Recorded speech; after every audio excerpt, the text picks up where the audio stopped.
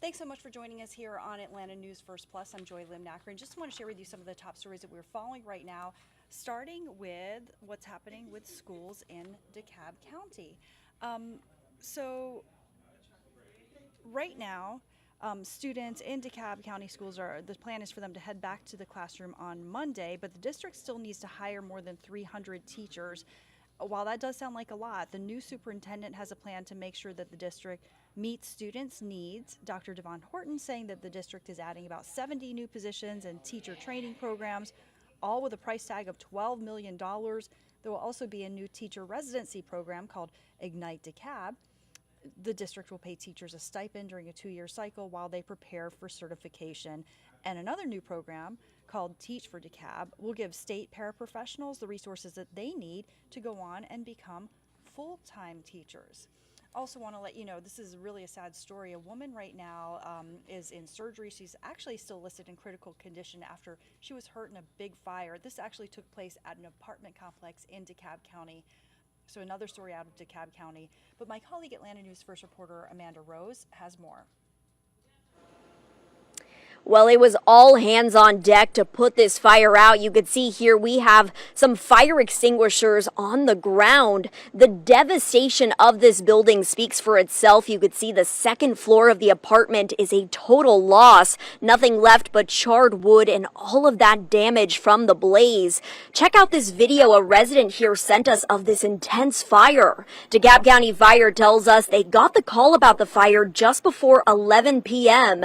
They say several people who live here jumped from the second-story balcony. One woman burned 30% of her body, had surgery, and is now in critical condition. About 19 people were displaced by this fire, and 10 apartments were affected by the blaze. Although firefighters do tell us they were able to save about 10 units within the building. We spoke with one woman living right below the apartment that went up in flames. She says it was complete chaos, especially for the woman living above her. The other people is coming out very quickly. They screaming and crying. Oh man, it's very scary. Freya tells us she lost everything but is so thankful that she made it out safely. Officials are still looking for the cause of this fire. In Doraville, Amanda Rose, Atlanta News First.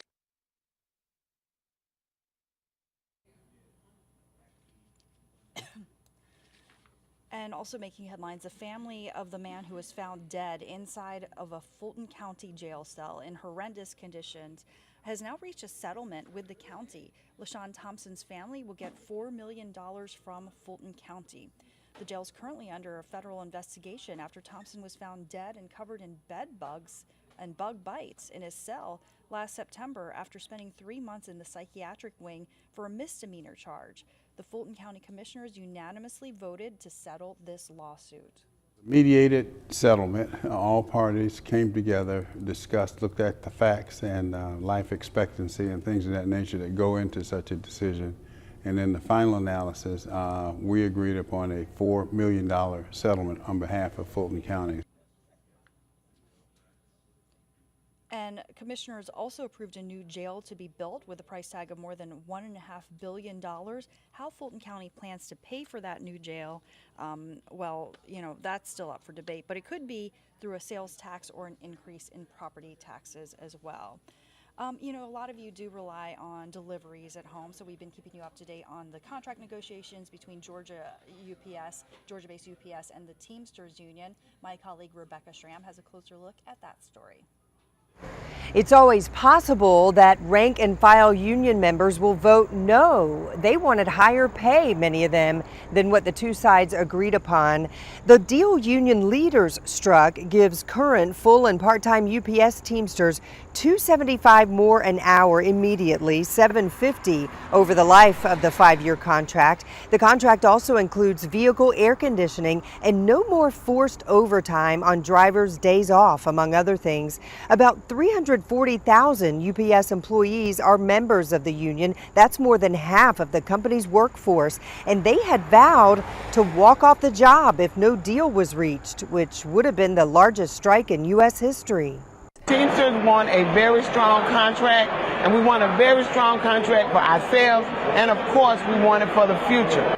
Union members have until the 22nd of this month to vote. If the majority votes no, it doesn't mean there'll be a strike. It likely means that both sides will return to the negotiating table. At UPS headquarters in Sandy Springs, Rebecca Schramm, Atlanta News First.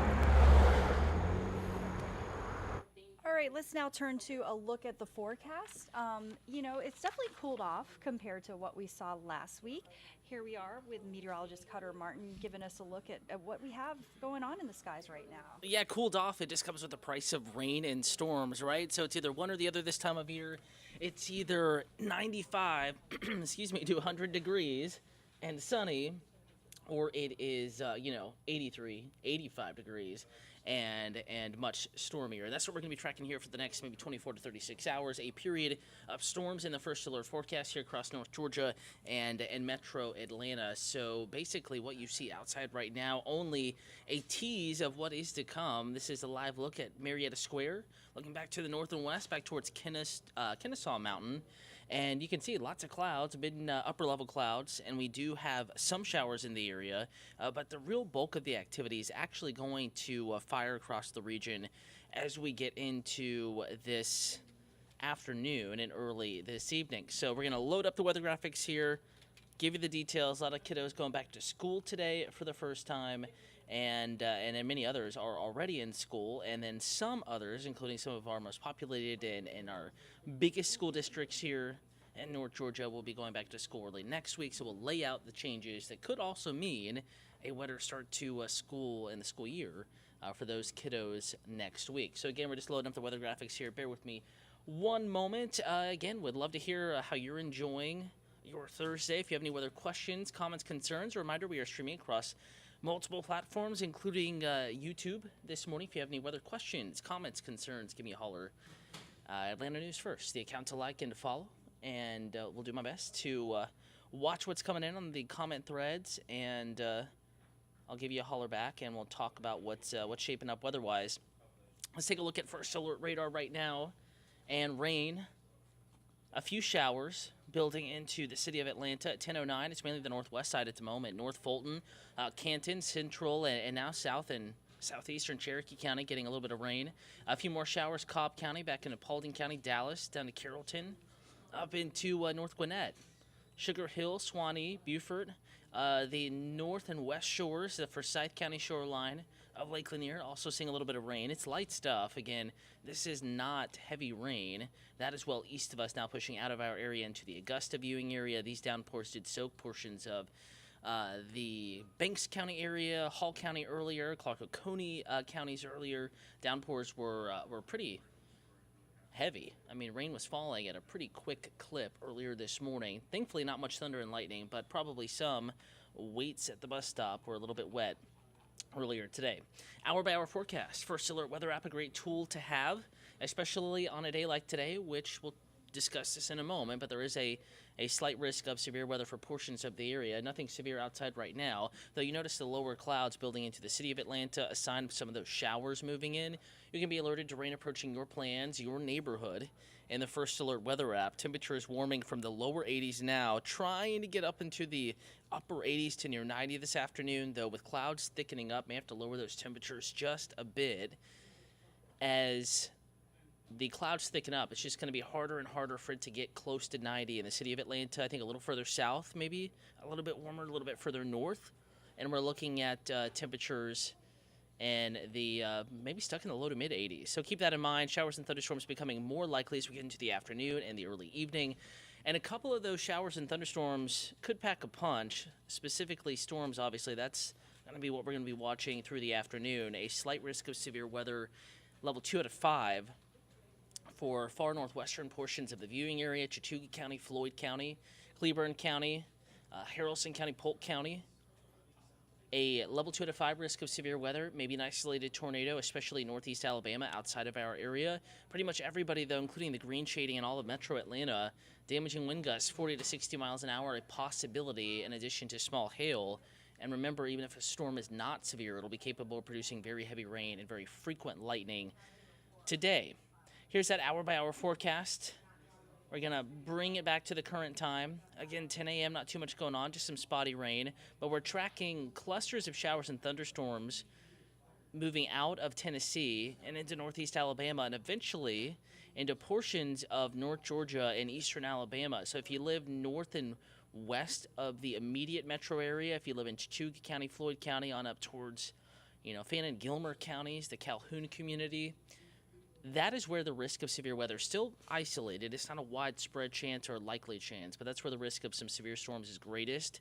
Notice storms weakening as they push into the metro, but still a wet rush hour, wet for the bus stop, the wait there, getting picked up. Coming home this evening, some dealt with rain this morning, again, more this afternoon, this evening. So for the bus ride home, walking home from school, for those that are back in school, dealing with showers and thunderstorms, and a good idea, parents, if you have, at all the opportunity, maybe a good one to pick them up at the bus stop, give them that ride home. Situate the carpool because there will be rain around the area much more than what we had this morning as we get into the late afternoon and the early evening. And then we're tracking more scattered showers and a few thunderstorms developing overnight tonight. In fact, the rain could be heavy tomorrow morning. There is the potential for some heavy downpours tomorrow morning, especially, I would say, from the immediate metro on to the south and west. Roughly, the I-75 corridor on south and west is where rain could really, get wrung out, so to speak. These clusters of storms developing overhead and then new storms moving in from Tennessee, kind of like carts within a rail line, carts on a train, so to speak, as I adjust my tie. Carts on a train, and you can think about it, one storm repeatedly moving over the same areas, the cells within the storm repeatedly moving over the same areas, kind of like a cart on a train we were just talking about. And training of showers and thunderstorms are a longer than normal duration of heavy rain. We could see that in a couple of spots overnight tonight into tomorrow morning, but the risk of severe weather will be lower regardless. First alert, wet roadways at the very least, a likelihood tomorrow morning. And then your 7-day forecast, we're going to keep it a little bit more comfortable, warmer this weekend because we're a little drier, a little sunnier, but first alert to those storms tonight, tomorrow. And then as we get into Sunday, maybe some showers and thunderstorms returning late in the day. Monday, 92, scattered showers and thunderstorms. It does look like a front approaches, a little boundary, and that could help produce more showers and thunderstorms, bring wetter weather, I should say, back into the picture. So we're going to be watching that for you pretty closely. Tuesday, drier. Wednesday, drier, maybe a little break. Temperature's not too bad either. Beats the mid to upper 90s we have had. So again, we do have some weather to track today. First alert to that possibility of severe weather, as well as heavy downpours, impactful storms for the commute home on this Thursday. If you have a long weekend, enjoy your commute home, though. This evening could be impacted by some rain and storms. Also for the kids and their after-school activities. Even if storms are not severe, again, they could be impactful, but we do have that slight risk, north and west, marginal risk, everyone else, of some storms becoming strong to severe this afternoon. First alert weather app, a great tool to have. Maybe you're streaming this particular forecast on the app. Great if you have it.